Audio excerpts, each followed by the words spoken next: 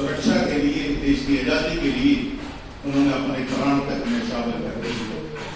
मैं आज के इस अवसर पर आप सब बहनों को भी बहुत बहुत बधाई देता हूँ और शुभकामनाएं देता हूँ कि ये जो वैश्विक बीमारी कोरोना आई, इस दौरान आपने जो कार्य किया वो बहुत अच्छा कार्य किया है। मैं समझता हूँ कि हालांकि जनसंख्या के आधार पर देखा जाए तो दुनिया में सबसे बड़ा देश दूसरे स्थान पर हमारा भारत है, परंतु समय रहते हमारे देश के प्रधानमंत्री आदरणीय श्री नरेंद्र मोदी जी ने कुछ ऐसे फैसले लिए जिनकी वजह से हम दुनिया में जितने भी देश इससे प्रभावित हुए हैं उन देशों की तुलना में हमें कम नुकसान हुआ है।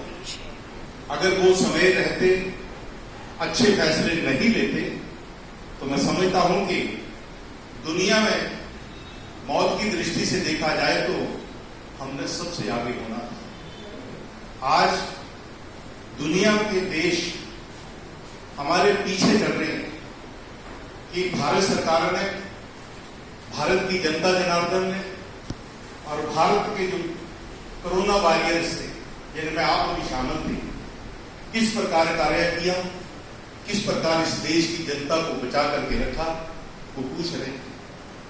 कहते हैं कि आवश्यकता आविष्कार की जननी होती है। हमारे कोरोना से पहले हमारे देश में पीपी किट नहीं बना करती थी।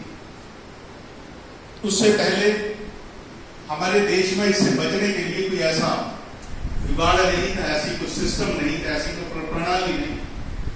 परंतु आवश्यकता आविष्कार की जननी इस कहावत को चरितार्थ करते हुए देश में कुछ ऐसे यूनिट, लगभग 3000 यूनिट ऐसे आए जिन्होंने कोरोना जैसी समस्या से निपटने के लिए कार्य किया।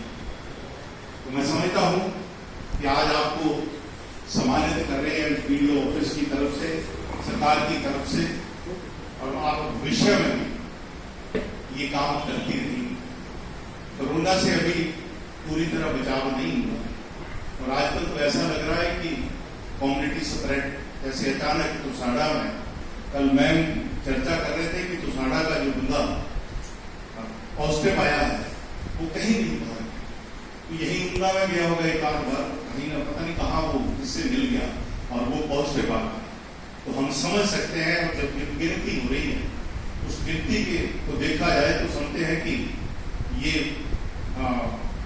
ज्यादा स्प्रेड हो रहा है, कम्युनिटी स्प्रेड हो रहा है। तो इसके लिए आप अपने अपने वार्ड में लोगों को सजग भी करती हैं, लोगों को सचेत भी करती हैं कि किस प्रकार अपने आप को बचाना है, अपने परिवार को बचाना है, 2 गज की दूरी बना करके रखनी है और प्रयास ये भी करना है कि घर से ना निकले। कोई जरूरी आवश्यकता हो, जरूरी काम हो तभी निकले, और उस दौरान भी आप मास्क लगाने का प्रयास करें, क्योंकि जो व्यक्ति बीमार होगा, जो किसी गंभीर समस्या से ग्रसित होगा, जैसे कोई किडनी का पेशेंट है, कोई शुगर का पेशेंट है या कोई हार्ट की बीमारी से ग्रसित है, ऐसे लोग अगर उस माहौल में जाएंगे तो पॉजिटिव होने का खतरा बना रहेगा। तो हमारा कर्तव्य है कि हम उन लोगों को सचेत करते रहें। और मैं आपको नमन इसलिए भी करता हूं कि जब वो बड़ी भारी मुश्किल थी, कोई व्यक्ति रिस्क नहीं ले रहा। हिंदुस्तान में सोशल मीडिया में और मीडिया में हमें देखने को भी मिला है कि अगर किसी परिवार का सदस्य कोरोना की समस्या से उसका देहांत हो गया, उसकी मृत्यु हो गई, तो परिवार वाले उसको हाथ तक नहीं लगा रहे। बाहर से समाजी संस्थाएं जो थी उनके लोग आगे आकर के उस व्यक्ति का संस्कार करते देखेंगे और अपने बच्चों तक में हाथ नहीं लगाए। परंतु उस वक्त भी आपने घर घर जाकर के लोगों को सचेत किया, लोगों को जागरूक किया, तब जाकर के ये स्थिति आई। मैं आप सबको, इस क्षेत्र की जनता को एक और भी धन्यवाद देना चाहता हूं इस पावन अवसर पर। पूरे प्रदेश में हर सब डिवीजन एसडीएम कार्यालय जो लोग बेरोजगार हो गए थे, जो लोग जो कमाते थे वही खाते थे, उनके लिए राशन प्राप्त करना मुश्किल था। परंतु अंब में यहाँ के लोगों ने इतनी जागृति बताई और इतना राशन इकट्ठा करके दिया हिमाचल केवल मात्र अंबकर कार्यालय ऐसे है जहां हमें बाहर से कुछ खरीद करके नहीं लाना पड़ता। और मैंने अपने द्वारा भी, मैंने सबसे पहले अपने आप 3 क्विंटल राशन खरीदा। जब वो मैंने बांटा तो जो सोशल मीडिया में जब वो फोटो गई तो बहुत सारे ऐसे सज्जन थे वो आ गए। मेरे सज्जन है, मित्र है, अमेरिका में रहते हैं, उन्होंने कहा कि बलवीर जी आपकी फोटो देखी है मैंने सोशल मीडिया में, आप राशन बांट रहे हैं। मैंने कहा सर जहां जहां लोग प्रवासी लोग थे जिनकी जो मजदूरी के काम करते थे उन लोगों को दिक्कत थी, तो हमने प्रयास किया। तो कहते कहां से राशन लिया? मैंने कहा 3 क्विंटल तो मैंने खुद खरीदा है, परंतु चिंतपूर्णी से भी मिल रहा है। वो हमारे एसडीएम महोदय ने भी बहुत अच्छा कार्य किया।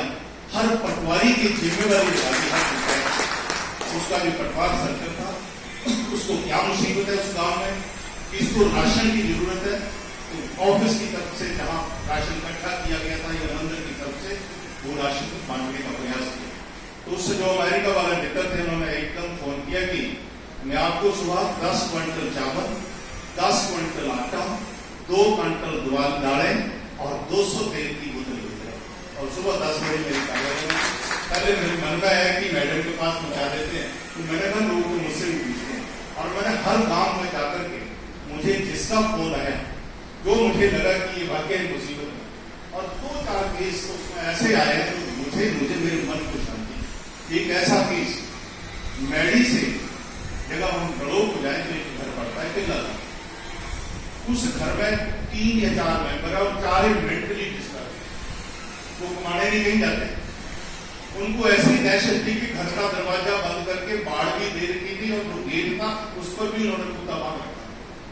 जब मैं गया तो कुत्ता खाने लगे, हमने इधर उधर निकाल के उनको बड़ी जोर की बातें लगाई, हार मार करके उसके परिवार के 2-3 सदस्य आए तो दरवाजा ना खोले। वो कहते जी आप हमें मार देंगे। मैंने कहा हम मारने नहीं आए, आपको राशन देने आए। कहते नहीं जी हमें तो मेडिसिन पता चला है कि 2-2.5 लोग हमें पीटने आए हैं, हमें मार देंगे, हमें बाहर निकलेंगे। ऐसी दहशत में मैंने सोचा कि वो मानसिक रोगी थे, उनको राशन जब हमने दिया हो सकता किस पोजीशन में रह रहे थे, तो मेरे मन को तसल्ली थी, मुझे शांति मिली कि नहीं ये जो हम काम कर रहे हैं ये जनहित का काम कर रहे हैं। और मुसीबत की घड़ी में कौन बेचारा मुसीबत है उसका सहारा हम बन सके। एक ऐसा व्यक्ति खलीफपुरा में वो बेड रिडन है, उसकी कमर टूट गई है और बेड पर उसको जो कहते हैं ना जख्म, सोल पड़ गई, बड़ी मुश्किल है। 2 ही बच्चे, घरवाली भी उसकी एक्सपायर हो गई है, दोनों बच्चे कॉलेज में पढ़ते। कॉलेज में तो चलो आजकल कोरोना की वजह से छुट्टियां, तो उस घर की भी जो स्थिति थी बड़ी बदतर। मुझे एक पत्रकार मेरे बंधु ने फोन किया कि आपकी बड़ी फोटो आ रही है सोशल मीडिया में, तो एक जरूरतमंद व्यक्ति है खलीफपुरा में, आप उसको कुछ दे सकते हैं? मैंने जरूर। आप हरा रहे गाड़ी से लगभग 600 मीटर पैदल जाना था। मैंने एक थैला मैंने उठाया, एक मेरे पीएसओ ने उठाया, एक ड्राइवर ने उठाया, एक उस पत्रकार ने उठाया।